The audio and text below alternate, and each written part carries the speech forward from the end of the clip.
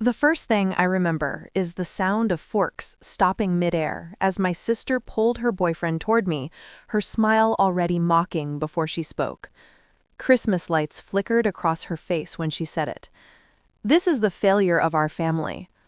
My parents laughed like it was tradition, like humiliating me was part of the holiday menu. I didn't move. I didn't speak. But he did. He looked at them, then at me, and his voice cut through the room. Interesting, because she's not the one who's done. And that was the moment everything quietly shifted. My name is Serenity Hale, and for as long as I can remember, I've lived at the edge of every room in my own home. Even as a kid, I learned how to move quietly, how to carry plates without clattering them, how to stand where the light didn't reach, how to leave space for the people my family actually noticed. Most nights, dinner felt like a stage play where everyone else had lines. Leia always sat in the center under the bright chandelier, her plate filled first. Mine was whatever was left when the serving dishes came back around. Cold vegetables, a broken corner of bread, the smallest piece of chicken. I didn't complain. Complaining only led to Diana's voice, soft but sharp. "Don't be greedy, Serenity."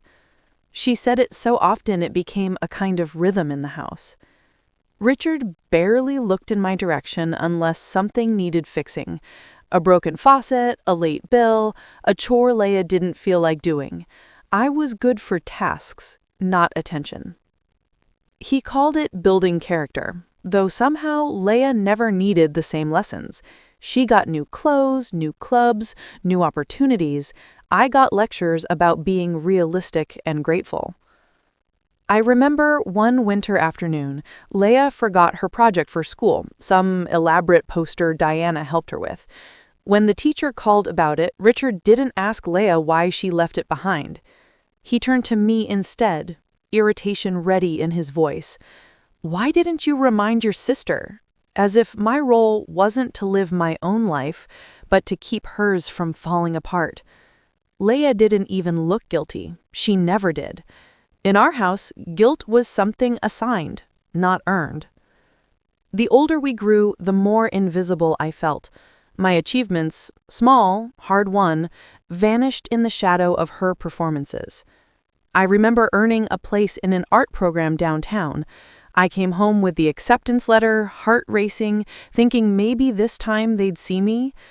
Diana read it in silence before placing it neatly on the counter. "Leia has a dance that day, and we can't be driving all over town." When I didn't respond, she added, "Your mother would want you to be practical." The acceptance letter went into the trash that night. Leia's dance costumes arrived 2 days later. Money disappeared the same way my chances did, quietly. Payments meant for my classes, my savings, my future, redirected into Leia's needs. New shoes, competition fees, weekend trips. I learned not to ask where my portion went. Asking only made Richard sigh like he was tired of educating me. "We invest where it matters most," he'd say. I always knew what that meant. The funny thing is, no one ever called it favoritism. They called it support. They called it doing what's best. They called it family. And I believed them because believing made the house feel less cruel. Still, I wasn't entirely blind. I had my own small rebellions. Late nights drawing in the laundry room, a studio above the washers, saving scraps of my allowance in envelopes hidden behind detergent bottles, building a quiet world where I didn't have to earn a place at the table.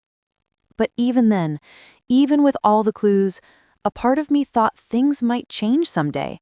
That if I worked hard enough, stayed steady enough, quiet enough, I'd be invited into the warmth they reserved for her.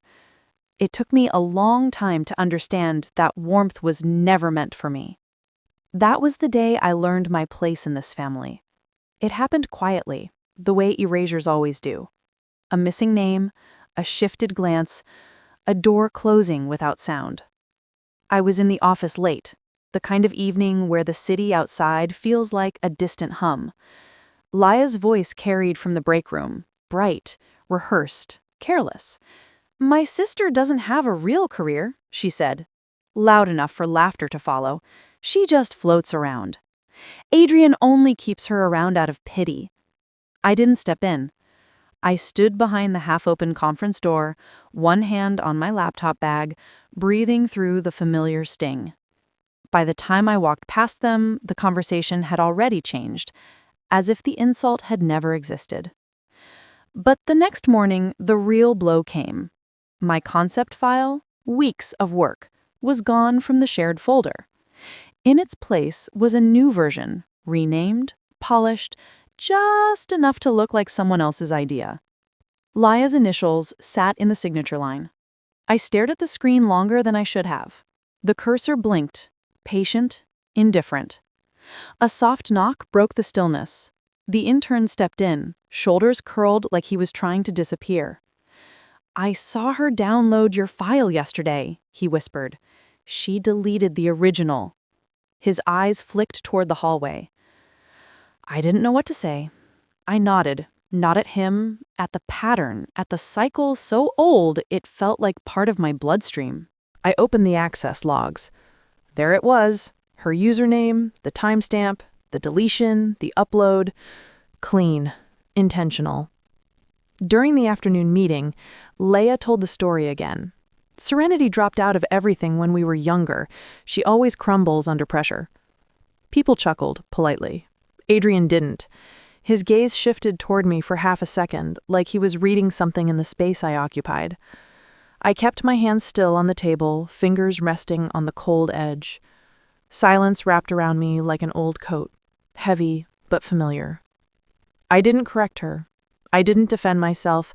I didn't ask why she felt entitled to rewrite me year after year. When the meeting ended, she brushed past me with a smile that didn't reach her eyes. I just smiled.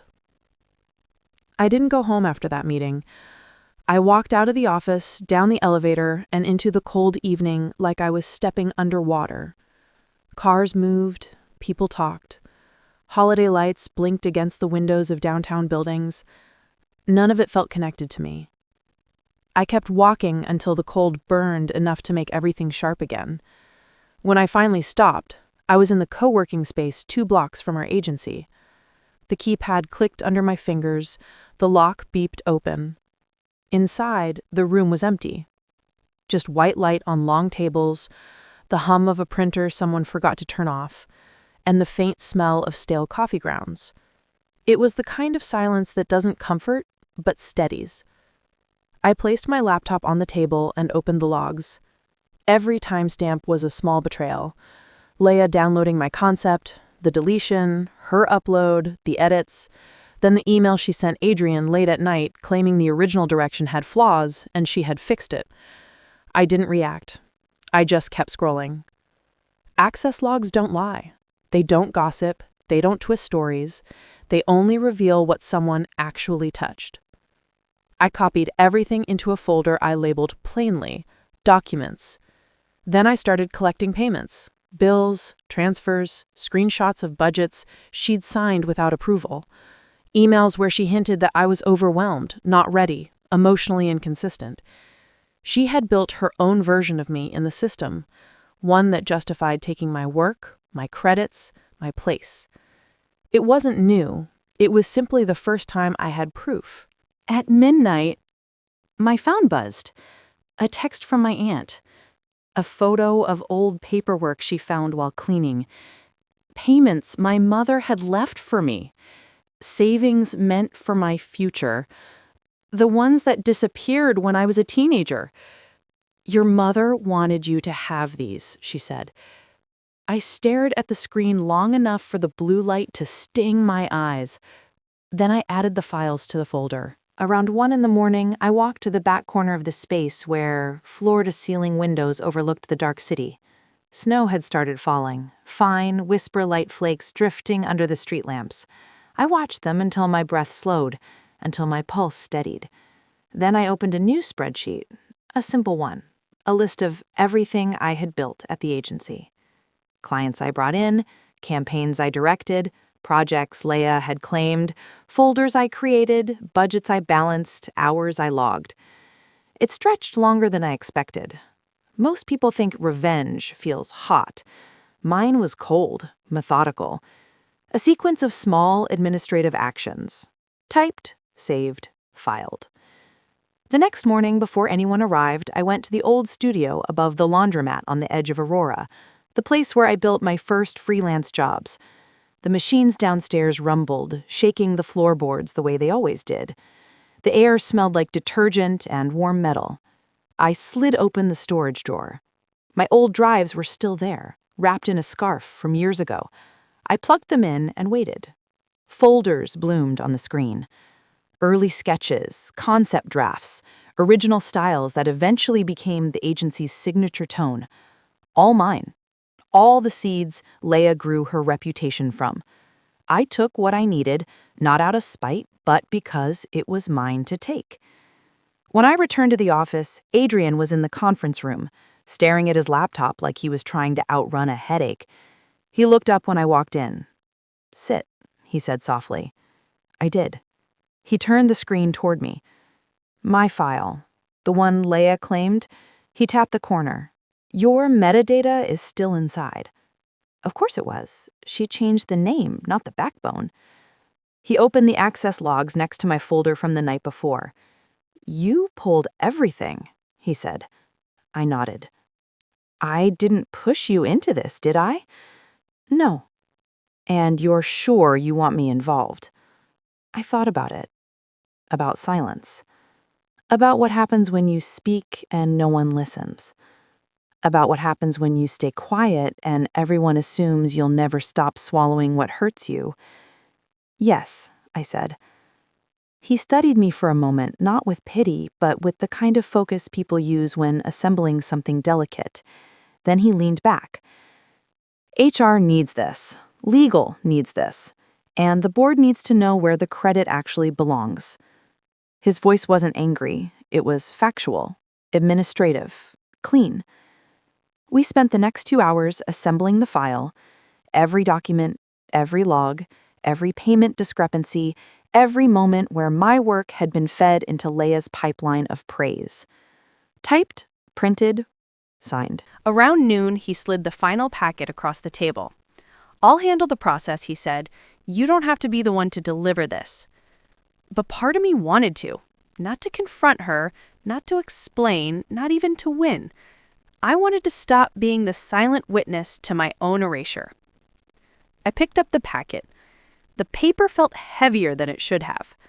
I rested my hand on it, steady and calm. "This time," I said, "I won't fix what they've broken." I arrived late on purpose. Christmas dinner was already in motion when I stepped through the doorway of my father's house. The air was thick with cinnamon, roasted meat, and the kind of laughter that sounds rehearsed. Lights glowed too warmly against the cold outside. Every year, this house tried to convince the world it was a home. I stood near the hallway, letting my coat drip meltwater onto the tile. They didn't notice me at first. Leia was busy performing, spinning small stories for distant relatives, retelling successes she hadn't earned, leaning into Adrian's shoulder like she owned the room. He wasn't touching her back the way he usually did. His hand hovered a moment, then dropped. When Richard finally spotted me, he gestured to an empty chair at the far end of the table. "Sit. We've been waiting." His tone implied it was my fault for shifting the picture. Diana's eyes flicked over my coat, shoes, hair, as if checking for flaws. "Try not to make an entrance," she murmured. I didn't answer. I took the seat at the edge, half-shadowed, the way I always had. Dinner resumed, and then, inevitably, Leia rose from her chair, pressing a hand to Adrian's arm, as if inviting applause. "I want everyone to meet my sister," she said, voice bright. "This," she paused, smiling with practiced sweetness, "is the failure of our family." Richard laughed first. Diana nodded, almost proud of the line. Conversations tapered off into that familiar hush of communal cruelty. The sound was the same one from childhood dinners, the one that told me to stay small, stay quiet, let the moment pass over me. Adrian didn't laugh. He set his fork down with a soft clink. The room stilled around the sound, like someone had drawn a curtain across the noise. Christmas music from the kitchen speaker faded into insignificance. He looked at Leia, then at her parents, then slowly at me. "Interesting," he said, voice low and steady. "Because you're fired." The sentence landed without force, without theatrics, just truth placed gently in the center of the table. Leia blinked, confusion flickering across her face. "What?"